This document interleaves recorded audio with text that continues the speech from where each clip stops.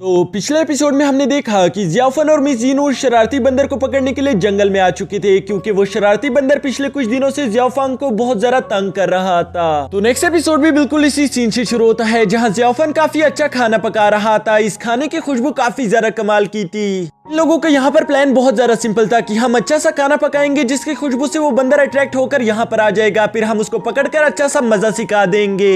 अब ये दोनों यहाँ पर यूं ही खाना पका रहे थे कि तभी मिस जीनू कहती है कि इस खाने की खुशबू काफी ज्यादा अच्छी आ रही है, तुम तो दिन ब दिन काफी अच्छे मास्टर शेफ बनते जा रहे हो। तो सुनकर जियाफन कहता है कि मुझे ऐसा नहीं लगता, क्योंकि तुम्हारे फादर को मेरा खाना बिल्कुल भी पसंद नहीं और उन्होंने इसलिए मुझे खाना पकाने से भी मना कर दिया।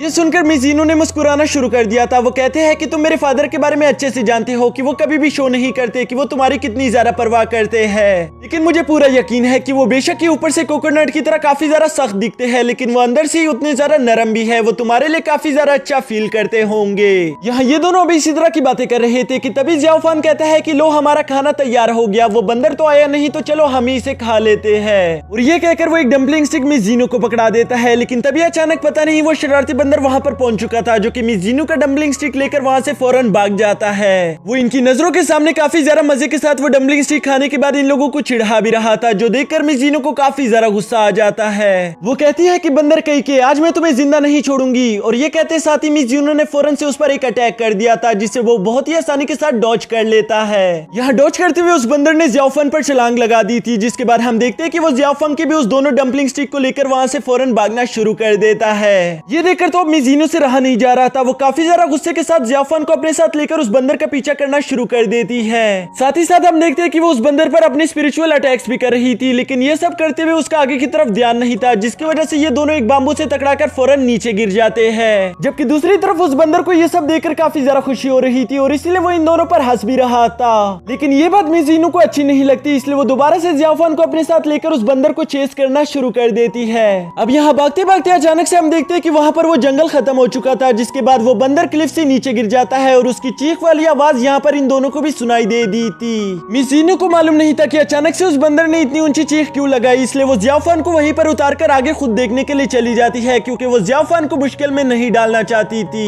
यहाँ जियाफन मिस जीनू को आगे जाने से रोकने की कोशिश करता है, लेकिन तब तक मिस जीनू जा चुकी थी। इसके बाद हम देखते हैं कि जियाफन भी उस क्लिफ के लास्ट पॉइंट पर पहुंच चुका था, जहाँ पहुंचने के बाद उसे काफी ज्यादा डर लग गया था, क्योंकि उसे लगता है कि वो दोनों नीचे गिर गए होंगे और इसलिए वो भी उस क्लिफ से नीचे उतरना शुरू कर देता है। यहाँ इस क्लिफ से उतरते हुए अचानक से हम देखते हैं कि जियाफन के हाथ पर काफी ज्यादा चोट लग गई थी, जिसकी वजह से उसका स्पिरिचुअल बीट भी अचानक से एक्टिवेट हो जाता है। उसे समझ नहीं आ रहा था कि अचानक से ये स्पिरिचुअल बीट के साथ क्या हो रहा है, लेकिन इसके बावजूद भी वो उसे इग्नोर करके नीचे उतर आया था, ताकि वो मिस जीनू और उस बंदर को ढूंढ सके।